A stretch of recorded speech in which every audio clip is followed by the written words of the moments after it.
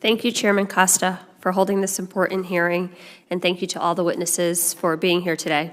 I don't have a visual, but I look forward to working with my colleagues on both sides of the aisle to get ahead of eradicating these species that are damaging many of our agricultural sectors. In Connecticut, my district in particular, it's home to a variety of greenhouses and poultry farms. According to the USDA, the greenhouse industry is the fastest growing agricultural sector in my state. The value of this sector to Connecticut's economy is estimated at $3.5 billion, according to the University of Connecticut. There are roughly 10.5 million square feet of greenhouse space in Connecticut that is used to cultivate climate-controlled food crops, bedding plants, seasonal plants, vegetables, and herb plants. When it comes to poultry, Connecticut always leads the way. Henry Saglio, a pioneer in the poultry industry, hailed from Connecticut. He's a global leader in the industry and owner of Arbor Acres chicken farms. At Arbor Acres, he developed breeding chickens for the world and played a pivotal role in making chicken America's most consumed meat. His chickens would go on to be associated with products ranging from Campbell's soup to Purdue. Not surprisingly, for a time, chicken were the state's main export. In keeping in line with our rich history in poultry, the College of Agriculture, Health, and Natural Resources at the University of Connecticut has a poultry farm and resource unit within their School of Animal Health.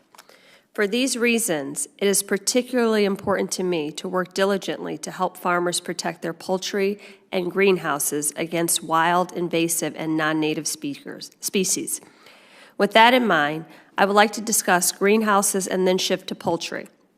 So, Mr. Reichert, my district is a major producer of nursery, greenhouse, and floricultural products.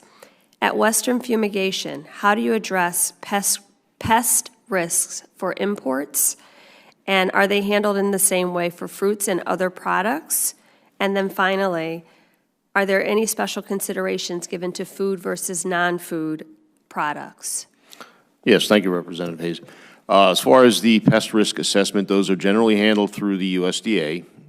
Anytime a new product or country wants to bring a new product into the U.S., they do have to apply for clearance. USDA will issue a pest risk assessment, which will be put out to industry for comment, after which they will assign certain treatments based on the risk of an imported product. And it can be an edible commodity or non-edible commodity. Generally, just deal with the edible commodities. Most of the non-commodities are inspected prior to admission. Thank you. Dr. Thompson, your state has a vibrant poultry sector as well.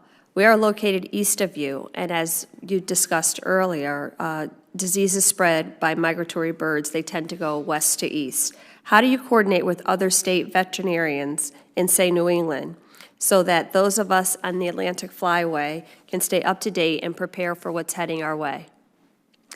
Thank you for that question, Mr. Chair. Members, there is a variety of different ways that we communicate across states. Most importantly, I would bring up United States Animal Health Association. It's an association of all state regulatory officials and specifically animal health officials. As part of that organization, we also have the National Assembly, which is made up of only state animal health officials. Certainly, in my view, the best way to communicate with each other is picking up the telephone and calling somebody. Imagine that. Do you see the USDA taking a leadership role in convening some sort of discussions around those communication best practices to make sure that we're ahead of any potential outbreaks or spreads? Yes, that's a very good question. USDA does convene meetings on an ongoing basis depending on the disease and depending on the species. Thank you. That's all I have, Mr. Chairman Costa. I yield back. Thank you.